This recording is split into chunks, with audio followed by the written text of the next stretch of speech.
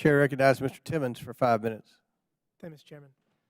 Chiefs, welcome. Thank you for being here. I understand that DHS has emphasized processing efficiencies and partnerships with community groups and outside organizations over the last couple of years as the flow of illegal immigration reached historic proportions.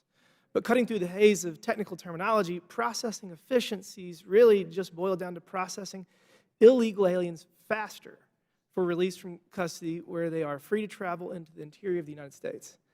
Chief Chavez, would you agree that a significant portion of the illegal aliens encountered by Border Patrol agents in your sector over the last few months have ultimately been released from DHS custody? In the RGV sector, actually, we've been able to process individuals and remove them. I think that we've been able to remove them to other countries. See, RGV sector primarily encounters migrants from Central America, and these are from countries like El Salvador, Guatemala, Honduras. We're getting many from Nicaragua right now as well, and Mexico. So what % are released into the interior?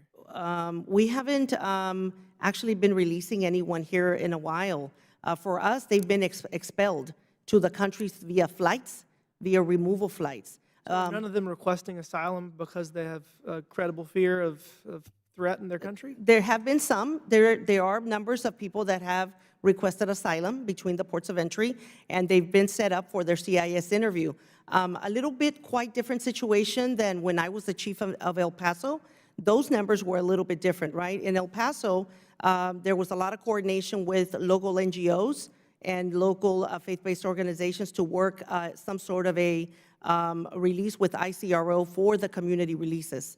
Very types of different demographics, different types of populations that we dealt with at the time back in El Paso. Okay, of the individuals that are being released into the country, what's the average processing time? The average processing time?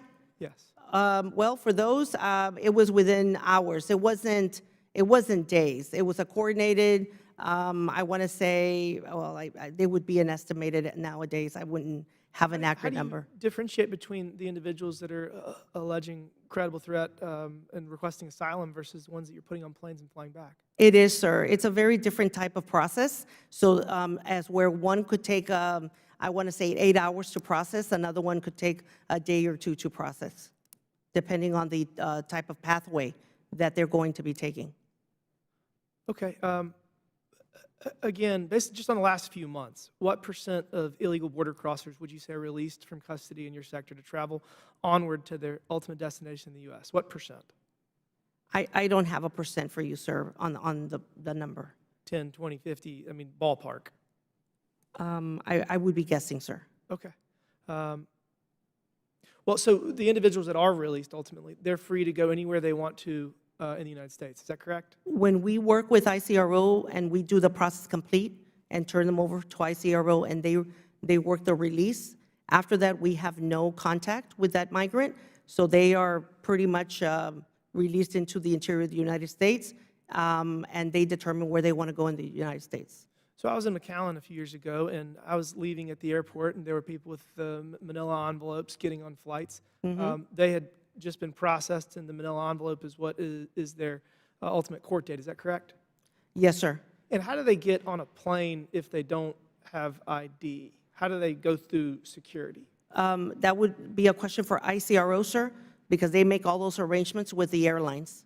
Okay, but I mean, these individuals very likely do not have ID, but they're allowed to use their paperwork, their court date as their ID to get through security in McAllen. That's my understanding. They have certain documents with them, and they use those documents to get their travel documents. So whereas I have a federal, I either have a driver's license or military ID, that gets me through security, but these individuals who have just come into the country illegally requesting asylum are allowed to not show ID to get on planes. Is that right?